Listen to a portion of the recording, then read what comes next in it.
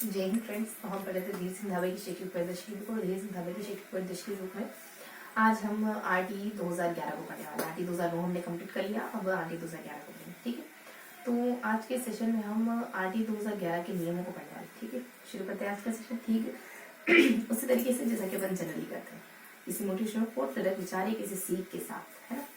तो एक छोटी सी स्टोरी है कि चोर किसी के घर चोरी करके आता है और बहुत इत्मीनान से सो रहा होता है। उस दिन अचानक से उसके घर कोई चोर आते हैं और उसके घर से कुछ चुरा ले जाते हैं। जैसे ही सुबह उठता है तो उसको बहुत बुरा लगता है कि मेरे घर चोरी कैसे हो गया। जब वो किसी से मिलता है, बातचीत करता है, तो बातों बातों में उसको रियलाइज होता है, या फिर वो सामने वाला उसको रियलाइज करवाता है कि तुम खुद चोर हो।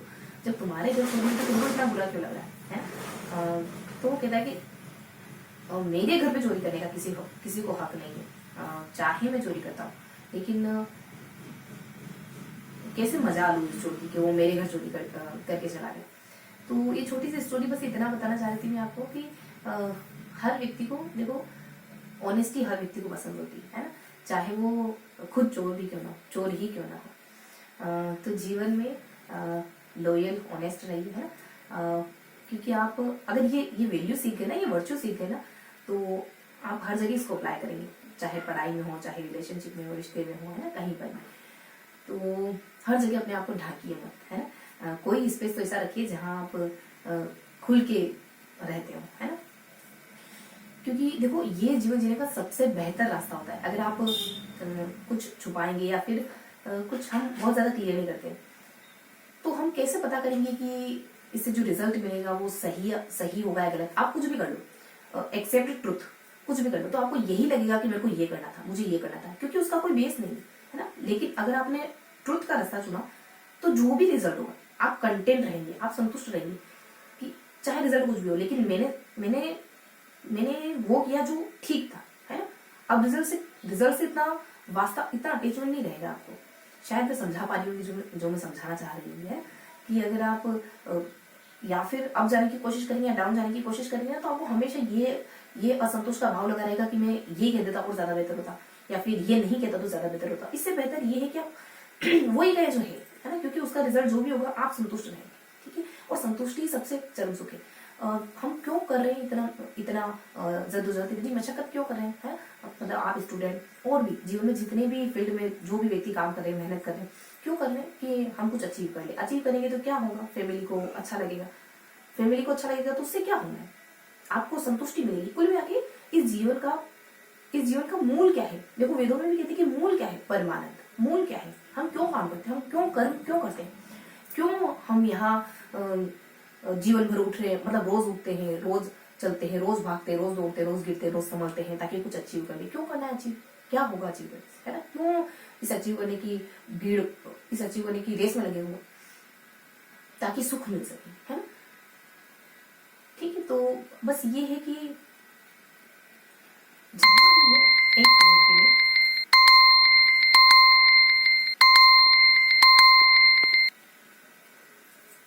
तो ठीक है, शुरू करते हैं। आज हम क्या पढ़ेंगे? आज हम आरटी 2011 को पढ़ेंगे, है ना। आरटी 2011 में हम नियमों को पढ़ेंगे। इसमें कुछ 7 नियम है, और नियम तो काफी है, लेकिन हम आज 7 नियमों तक पढ़ेंगे। ठीक है, फर्स्ट, सेकंड, थर्ड, फोर्थ, इनमें भी वेरिएंट है। और फर्स्ट में 1.1, 1.2, 1.3, है ना, 2.1, 2.2, 3, 4 ऐसे। तो इन सारे नियमों के बारे में जानेंगे। कुछ नियम थोड़े बड़े हैं, जैसा कि नियम नंबर 2 है, नियम नंबर और कुछ और भी है जिनमें कुछ ज्यादा इंफॉर्मेशन है। बाकी कुछ नियम है जो बस दो तीन पॉइंट है जिनमें, जैसे चौथा है, जैसे 5वां है ना, छठा है।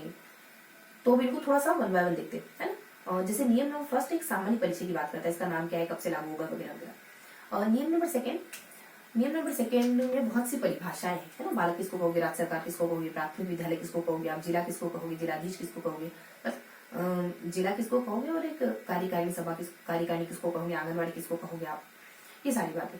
आप बालक किसको कहोगे, आप अधिकारी किसको कहोगे, निदेशक किसको कहोगे, माध्यमिक शिक्षा निदेशक किसको कहोगे, सर्व शिक्षा निदेशक कौन होगा, मतलब किसको कहोगे, मतलब कौन होगा, ये पद किसके पास होगा। तो ये सारी बातें अपन देखेंगे सेकेंड में। थर्ड में हम एसएमसी को पढ़ेंगे। तो ये सब कुछ की एसएमसी का गठन कैसे होता है, एसएमसी की बैठकें, एसएमसी का कार्य वगैरह, एसएमसी से जुड़े कुछ वित्त से जुड़ी बातें वगैरह, और वित्त की जो फाइल है वो मतलब वित्त से जुड़े हुए कागज वगैरह, डॉक्यूमेंट वगैरह किसको दिखाना रहता है, ऐसा कुछ है, मतलब इन्फॉर्मेशन में आपको एक ओरल आइडिया देगी। इसके अलावा हम चौथे पांचवें मतलब नेक्स्ट आगे बढ़े तो हम फोर्थ में हम है ना कार्यकारिणी सभा की बात करते हैं, जो कि एसएमसी का एक हिस्सा है। एसएमसी के दो हिस्से होते हैं, एक तो साधारण सभा और कार्यकारिणी सभा। तो कार्यकारिणी सभा बेसिकली एसएमसी का हिस्सा है, और इसमें भी हम यही जानेंगे कि इसकी स्थापना वगैरह कैसे किया है ना, इसमें अध्यक्ष, उपाध्यक्ष, सचिव वगैरह, ये पहला पॉइंट है। और दूसरा में इसकी बैठक वगैरह के बारे में, और तीसरा में शायद में भी इसमें इसके कार्य के बारे में है ना। और अगला पॉइंट विकास योजना से, विकास योजना भी कहीं ना कहीं एसएमसी से जुड़ी हुई, क्योंकि विद्यालय की विकास योजना बनाने का काम एसएमसी ही करती है। अगर स्कूल 1 to 8 तक है तो, अगर स्कूल 6 to 8 तक है तो फिर तो एसडीएम होगी, कुछ स्कूल डेवलपमेंट मैनेजमेंट कमेटी, ठीक है। इसके अलावा नियम नंबर 6 में हम जानेंगे पास से देख लें। नियम नंबर 6 में हम जानेंगे कि नाम तो शायद XYZ मिस रहेगा थोड़ा सा। नियम नंबर 6 में हम जानेंगे उनको निःशक्त बच्चों को पहचानना है और उनको अतिरिक्त क्लासेस प्रोवाइड करवानी। ऐसा कुछ है कि आपको असक्षम जो बच्चे पढ़ने में कमजोर है उनकी पहचान करनी, फिर उनको अतिरिक्त कक्षा मुहैया करवानी। ये 2 पॉइंट है। बाकी नियम नंबर 7 सरकार के दायित्व। तो सरकार के दायित्व ये कुछ इसमें 7 पॉइंट है, जिसमें सरकार क्या क्या दायित्व होते हैं कि सरकार 1 to मतलब विद्यालय की स्थापना करे। अगर विद्यालय नहीं स्थापित कर पा रही तो कम से कम वहाँ परिवहन के साधन लगाए ताकि बच्चे आ जा सके। निःशक्त बच्चों को भी दूर वाले विद्यालय में आ जा सके, और निःशक्त बच्चों को भी शिक्षा प्रोवाइड करवाए सरकार, है ना। और बाकी अगर सरकार स्कूल नहीं बना पा रही तो कम से कम स्कूल को प्रमोट करे। 1 to 5 है तो 6 to 8 कर दे। अगर 150 किसी ढाणी या गांव की जनसंख्या 150 है और वहाँ 20 बच्चे ऐसे जो स्कूल जाने योग्य है, तो एक छोटा स्कूल यानी 1 to 5 का स्कूल हमको करना होगा। और अगर 2 विद्यालय ऐसे जिसमें 5वीं में 30 बच्चे हैं तो वहाँ हमको 6 से 8 का स्कूल करना होगा। तो ये ऐसे कुछ इन्फॉर्मेशन है यहाँ। इसके अलावा अगर सघन इलाका है तो 1 से ज्यादा स्कूल खोल सकते हो, है ना। ये सारी बिंदु आगे बढ़े। तो अब थोड़ा सा नोट डाउन करेंगे ना। अभी तक मैंने टॉपिक भी नहीं लिखा है, पता नहीं आप में से कितने बच्चे यहाँ तक पहुंच पाए होंगे, है ना। तो ठीक है। तो आज हम क्या पढ़ेंगे, आज हम RTE 2011 को देखेंगे। इसमें हम 7 नियमों को पढ़ने वाला है, ठीक है। नियम नंबर 1, 2, 3। तो हम कुछ देखो पेज को ध्यान रखोगे ना, तो आज हम किन किन पेजों को पढ़ेंगे। आप जानते हैं कि हम पेज को फॉलो कर रहे हैं। तो शैक्षिक परिदृश्य में आज हम 62, 63 और 64 इन 3 पेजेस को पढ़ रहे हैं, ठीक है। तो थोड़ा सा अगर पेज वाइज इमेज बनाने की कोशिश करो। अगर आप बुक पढ़ रहे हो अगर बुक को फॉलो कर रहे हो तो पेज वाइज इमेज बनाओगे ना माइंड में तो ठीक रहेगा, क्योंकि अगर बार बार उसी को रिवाइज करोगे तो वो छवि जो भी आपने बनाई है फर्स्ट बार पढ़ते वक्त वो स्ट्रॉन्ग होती चली जाएगी। अगर आप ऐसे ही पढ़ रहे हैं, अगर वीडियो से नोट्स बना रहे हैं, तब तो आप ठीक जैसा आप उचित समझे देख सकते हैं। तो मैं आपको बताती हूँ कुछ, ठीक है। ऐसे ही पढ़ लेते हैं हम नियम नंबर 1, नियम 2, नियम 3, नियम 4, ठीक है। नियम नंबर 1 में 3 बिंदु है। पहला इसके नाम से जुड़ा हुआ है, दूसरा इसके विस्तार से, ये कब से लागू होगा, और अगला स्थान से कि कहाँ लागू होगा, पूरे राजस्थान, ठीक है। तो ये 3 बिंदु है। नियम नंबर 2 में बहुत से बिंदु हैं, तकरीबन 18 पॉइंट है इसमें, जिसको हम 2 स्लॉट में ध्यान रख सकते हैं ना, याद करने की दृष्टि से। तो ध्यान रखेंगे इसमें किस किस की परिभाषाएं है। तो थोड़ा सा इसको मैं बालक किसको कहेंगे आप, ठीक है। आप अधिकारी किसको कहेंगे, कौन सा अधिकारी, बालक है, अधिकारी है, ब्लॉक अधिकारी, जिला शिक्षा अधिकारी, मतलब ये सारी परिभाषाएं क्यों, परिभाषा तो वही है जनरल, पर इन सब के बारे में यहाँ की निदेशक किसको कहेंगे, निदेशक। आप निशक्त बालक किसको कहेंगे, और निशक्त बालक में भी इसके अलावा आप एसएमसी है ना, और एक छात्र अनुसूची छात्र अनुसूची, ये सारी परिभाषाएं हैं। राज्य, धारा, ठीक, और राज्य सरकार। इसके अलावा उच्च प्राथमिक विद्यालय, उच्च प्राथमिक विद्यालय किसको कहते हैं आप। इसके अलावा आंगनवाड़ी, ठीक है। और भी कुछ बिंदु है, 2-4 बातें और होंगी। तो इस तरीके से कुछ कुछ परिभाषाएं हैं। नियम नंबर 3 और नियम नंबर 4 किसकी बात करते हैं। नियम नंबर 3 जिसका कि नाम ही शायद एसएमसी है, एसएमसी और रेजिडेंसी, और इसमें शायद परिभाषाएं वगैरह की सामान्य जानकारी, नाम भी है, ठीक है। क्योंकि ये भाग फर्स्ट के अंतर्गत है, भाग सेकंड के अंतर्गत है। ये नियम है ना भाग के अंदर है, भाग इनके बड़े रूप है और उन भागों के अंदर नियम है। फिर नियम में भी वेरिएंट है, 2.1, 2.3 ऐसे करके, ये वाले बिंदु है। तो नियम नंबर 3 में गिवन है एसएमसी और रेजिडेंसी के बारे में। तो एसएमसी और रेजिडेंसी में वही सारी बातें, कुछ 7 बिंदु है इसमें कि एसएमसी के सदस्य, अध्यक्ष और उपाध्यक्ष कौन। एसएमसी की शुरुआत में तो कुछ बेसिक जानकारी, सामान्य सी बातें वगैरह। फिर सेकंड में सदस्य के बारे में, अध्यापक, प्रधानाध्यापक, पार्षद, इसके सदस्य होते हैं, ये सारी बातें सेकंड पॉइंट में सदस्य को लेकर कुछ बातें।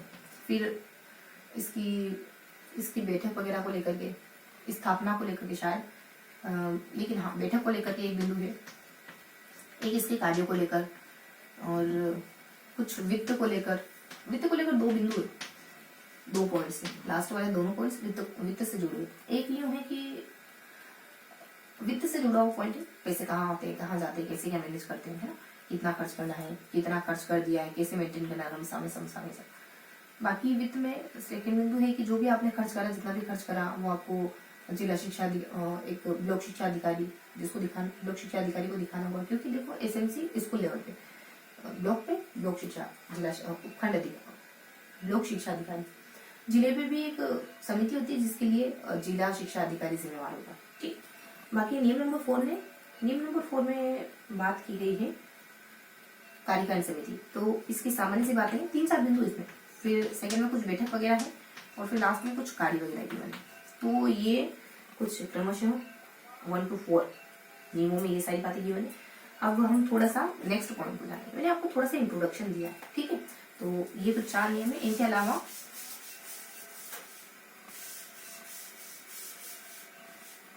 अलावा नियम नंबर 5, नियम 6 और नियम 7, ये तीनों पढ़ने हमको, है। नियम 7 देखो, 5 में मैंने आपको बताया था विकास योजना की बनी। तो विकास योजना कब बनती है, पहला तो ये, और इसमें 3 उपवार्षिक योजनाएं होती है, 3 उपवार्षिक योजनाएं शामिल होती है। और लास्ट में विकास योजना का तात्पर्य क्या है, मतलब इसमें कौन कौन सी बातें शामिल होती है, निम्न बातें इसमें शामिल, कौन कौन सी, जैसे कि बच्चों का नामांकन, है ना, बच्चों की शिक्षा को, मतलब क्वालिटेटिव शिक्षा, बच्चों को अनिवार्य शिक्षा प्रदान करना तो है ही सही, लेकिन बीच में ड्रॉप आउट ना हो, ये सब बातें ध्यान रखना। ये विकास योजना के अंतर्गत शामिल की जाने वाली बातें हैं। बाकी 6 और 7 में क्या गिवन है, तो 6 में तो बस इतना गिवन है कि आप उन बच्चों की पहचान करो जो पढ़ाई में कमजोर है, फिर उनको अतिरिक्त क्लासे प्रोवाइड करवाओ, अतिरिक्त कक्षा। ये 2 बिंदु है। बाकी नियम नंबर 7 बात करता है सरकार के दायित्व। देखो इसका नाम मिस हो रहा है, ये विकास योजना है। छठे का नाम थोड़ा सा मिस हो रहा है, भाग का क्या नाम है, 7वां नियम जिस भाग के अंतर्गत आता है उस भाग का नाम सरकार का दायित्व है। तो सरकार, बीच में थोड़ा सा ध्यान रखोगे कि यहाँ 150, 20, 30 और 150, ठीक है। अगर 20 बच्चों से ज्यादा बच्चे हो गए, 150 जनसंख्या हुई, तो आपको 1 to 5 का स्कूल खुलना होगा। और 2 विद्यालय में अगर 30 से ज्यादा बच्चे हो गए, तो वहाँ एक 6 to 8 का एक, ठीक, तो वहाँ आपको 6 to 8 का विद्यालय खोलना होगा। इसके अलावा कुछ बातें हो रही कि आपको 1 किलोमीटर के दायरे में स्कूल खोलना होगा, आपको 2 किलोमीटर के दायरे में स्कूल खोलना होगा, छोटे बच्चों के लिए, बड़े बच्चों के लिए। इसके अलावा आप अगर स्कूल नहीं खोल सकते तो कम से कम क्रमोन्नत करो, है ना। इसके अलावा कुछ बिंदु और हैं, जैसे सघन अगर आबादी हुई तो वहाँ 1 से ज्यादा स्कूल खोले जा सकते हैं। इसके अलावा परिवहन, है ना, परिवहन उपलब्ध करवाओ ताकि निःशक्त बच्चे भी अच्छे से कंपल्सरी एजुकेशन ले सके। इसके अलावा अगर विद्यालय दूर है, आप विद्यालय स्थापित नहीं कर पा रहे, तब परिवहन की सुविधा करो, मुहैया करवाओ। और निःशक्त बच्चों की शिक्षा, निःशक्त निःशक्त बच्चों की शिक्षा, निःशक्त बच्चों की अनिवार्य शिक्षा कंप्लीट हो, इसके लिए आपको प्रयास करना है। तो ये बेसिक बातें थी, है ना। बाकी ये जानते हैं कि आरटी 2009-2011 29 मार्च 2009 को राजस्थान में लागू होता है, और आरटी 2009 की धारा 38 राज्यों को अधिकार देती है कि वो अपने राज्य में अपने लेवल पर आरटी बना सकते हैं, लागू कर सकते हैं। तो ये कुछ बेसिक बातें, है ना। नियम फर्स्ट का नाम, भाग नंबर फर्स्ट का नाम सामान्य परिचय समथिंग कुछ है, सेकेंड का परिभाषा है, थर्ड का एसेंसी वगैरह, और फोर्थ कार्यकारिणी है, फिफ्थ विकास योजना, सिक्स का मिस रहेगा, और 7 सरकार के दायित्व से जुड़ा हुआ है ना। मैंने सहज तरीके से, सिंपल तरीके से आपको समझाने की कोशिश करी है। अब पीडीएफ पढ़ेंगे तो आपको एक माइंड मैप मिला है, मतलब इस सेशन से आपको एक रोड मैप मिला होगा, है ना। तो अब आप जब पढ़ेंगे ना तो चीजें सहज लगेगी, आसान लगेगी। बुक अगर आपके पास है तो ठीक, अदरवाइज आप टेलीग्राम ग्रुप ज्वाइन करके पीडीएफ डाउनलोड कर सकते हैं, ठीक है। अब मिलेंगे ऐसे किसी, या आपसे जाते जाते मैं एक क्वेश्चन पूछूंगी कि आरटी 2011 के नाम के बारे में किस धारा में दिया है, ठीक है। ठीक है, आप यही बताएंगे, ओके। तो मिलते हैं ऐसे किसी अगले वीडियो में, तब तक के लिए हंसते मुस्कुराते दिल से पढ़ाई करते रहिए। जय हिंद।